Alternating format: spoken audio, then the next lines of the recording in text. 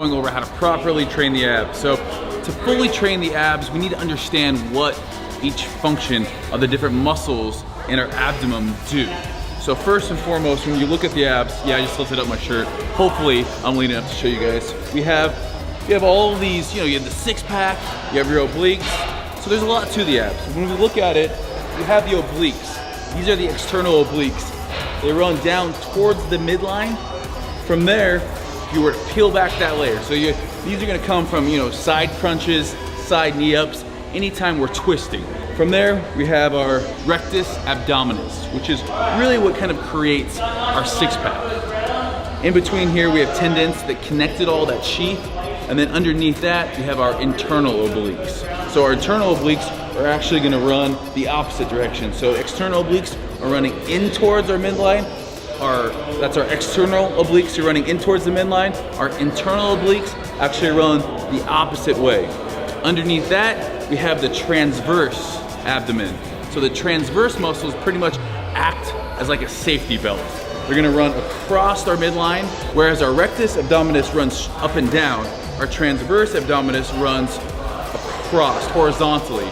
And basically, like I said, that function is to keep everything stable. So things like plank are gonna work that. So for bodybuilding, we tend to work a lot of rectus abdominal and then also external obliques. A lot of times we fail to really get into the transverse by doing planks and also some of those bigger side to side movements that we're gonna be doing today. I don't do these all the time. I really focus on these when I want to concentrate on core strength.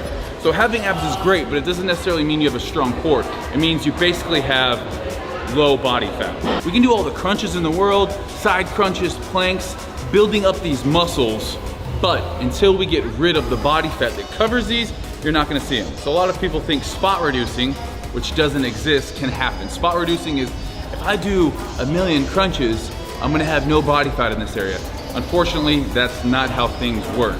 Spot reducing cannot happen. We all carry weight and fat disproportionately in our body. Some people tend to carry it, kind of equally throughout. Those are the lucky people.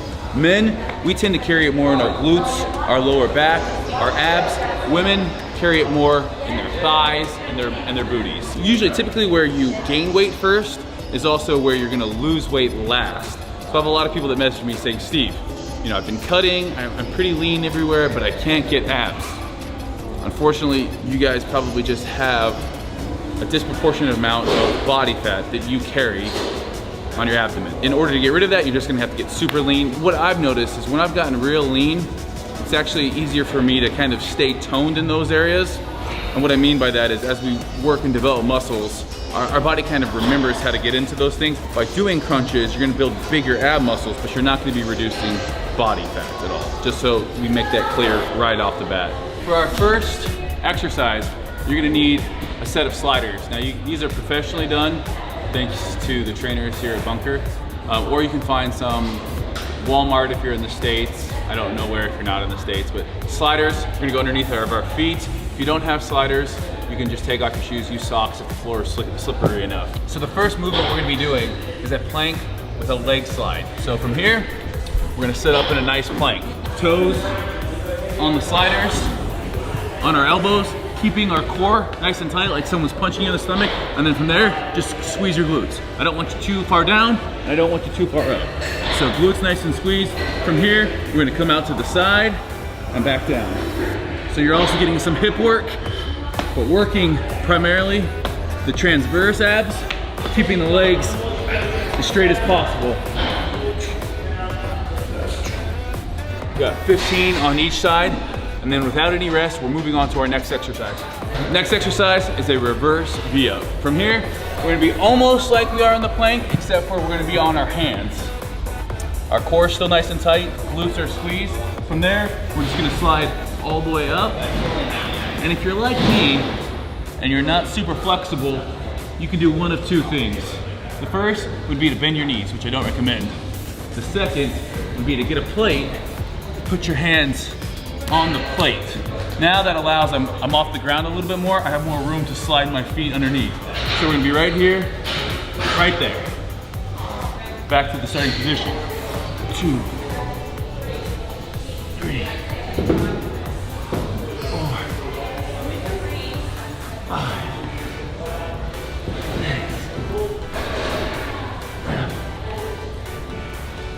15 will leave you gassed.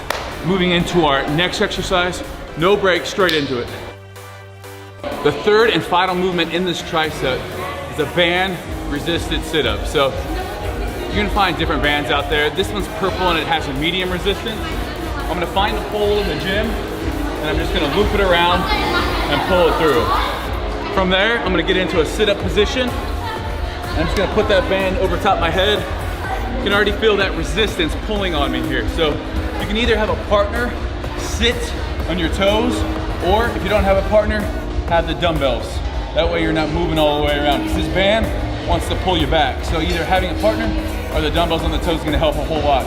From there, starting in a crunch position and just coming up, keeping our hands either in front of us or to our sides. I don't want them behind your neck. Squeezing, coming back down.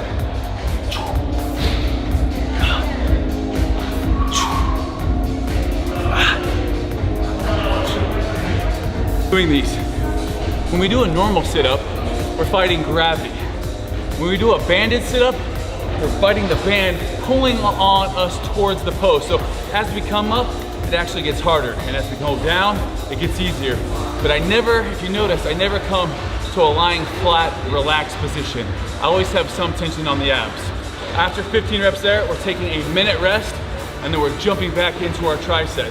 We have 3 rounds of each of these, so 3 exercises, 3 rounds. Our next tricep, again, working abs more than just for show. Abs gotta be for dough too, because when we talk about core, your core comes into everything in life. Everything, even your relationships. In the bedroom, you know what I'm saying? You know? Yeah, no. We'll talk more about that later. That's a different video. All right, so we got ball slams. Biggest thing on ball slams, we're starting up here, and we're not just dropping it. I see a lot of people when they're doing ball slams, just starting up here and doing that. No, that's not what we're doing. We're trying to generate so much force, posterior chain, pulling down, almost like a skier, pulling down. So here, boom, picking it back up, we got 15. It's gonna look something like this.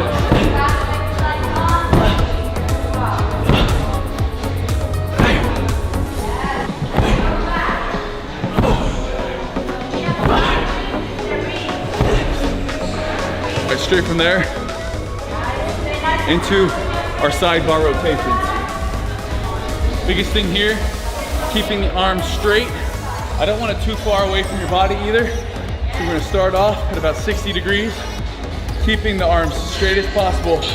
Just rotating, fighting on the way down, and come back up. This is working the intercostals, external, internal obliques, all that good stuff. We got 10 each side. The key is to do them nice and slow. Arms straight at all times, fight it.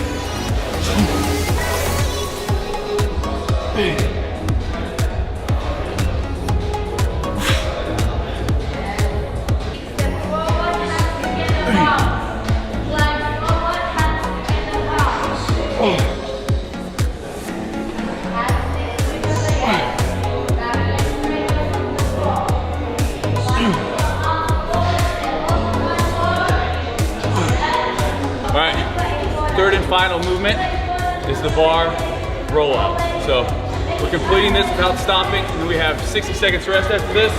We're gonna set up, glutes, squeeze nice and tight, and as we go down, we're just gonna keep the same angle all the way, and then back up. Now, if you can't go all the way down, stop to where you feel like you're not gonna be able to go any further, and then just roll out. So if you just stay right here the entire time, that is fine. But I want you to make sure we don't crack the back. I don't want you doing this. Bending and putting those glutes up in the air to pull the weight back. Glutes should stay tight throughout the movement. Arms straight, using the abs the entire time.